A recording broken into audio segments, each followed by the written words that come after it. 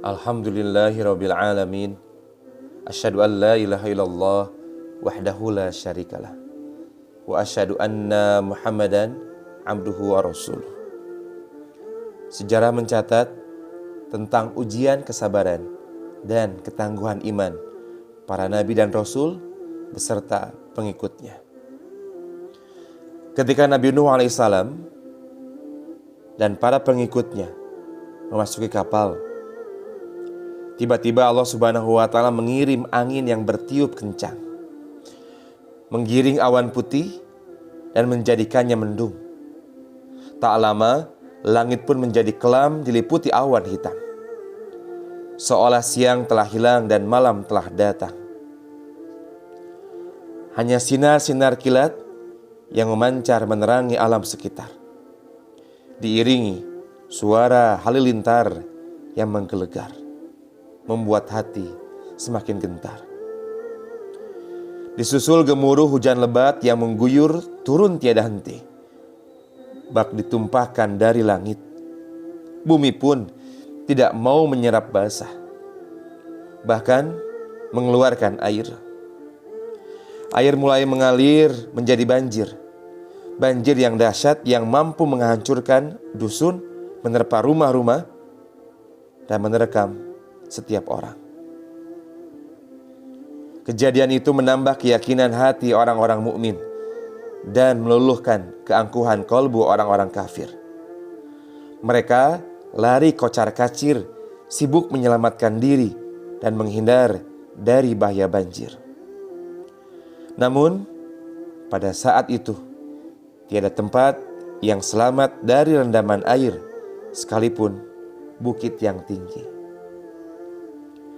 Kapal yang syarat dengan penumpang itu pun mulai bergerak digoyang gelombang, kemudian melaju.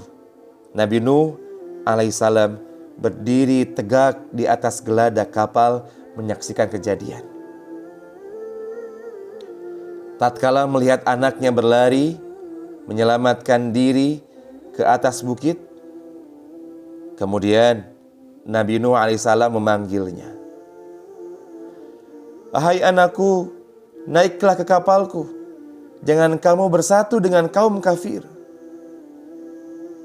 "Tidak," jawab anaknya. "Aku akan berlindung ke puncak gunung yang menyelamatkanku dari bahaya banjir." Nabi Nuh alaihissalam berkata lagi, "Wahai anakku, hari ini tidak ada yang dapat menyelamatkan diri dari siksa Allah kecuali orang yang dikasihinya." Tak lama dari itu, datanglah ombak besar yang memisahkan mereka, dan tenggelamlah anak beliau bersama orang-orang yang ingkar.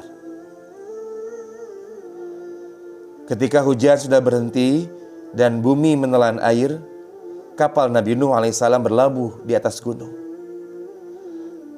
Lalu beliau memohon kepada Allah Subhanahu wa Ta'ala, "Ya Rabbi, sesungguhnya anakku itu dari keluargaku, dan sungguh janjimu itu benar, dan engkau sebaik-baik penghukum." Lalu Allah Subhanahu wa Ta'ala menegur beliau, "Wahai Nuh, sesungguhnya dia putramu bukanlah termasuk keluargamu, karena sungguh amalnya tidak soleh. Innahu laisa min ahlika, innahu amalun ghairu salih."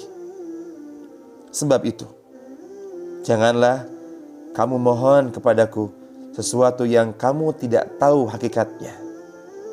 Sesungguhnya aku memberi peringatan kepadamu supaya kamu jangan termasuk orang-orang yang bodoh.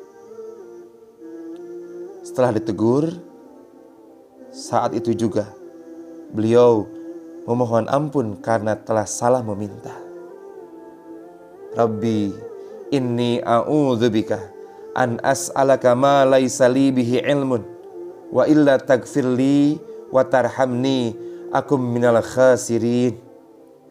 Ya Tuhanku, sesungguhnya aku berlindung kepada Engkau dari memohon kepada Engkau sesuatu yang aku tiada mengetahui hakikatnya. Dan sekiranya Engkau tidak memberi ampun kepadaku, dan tidak menaruh belas kasihan kepadaku, niscaya aku termasuk orang-orang yang merugi. Kita belajar dari sejarah bahwa satu permintaan yang kita mintakan kepada Allah yang Maha mengabulkan harus diketahui dan harus dipahami. Permintaan apa yang kita pintakan itu?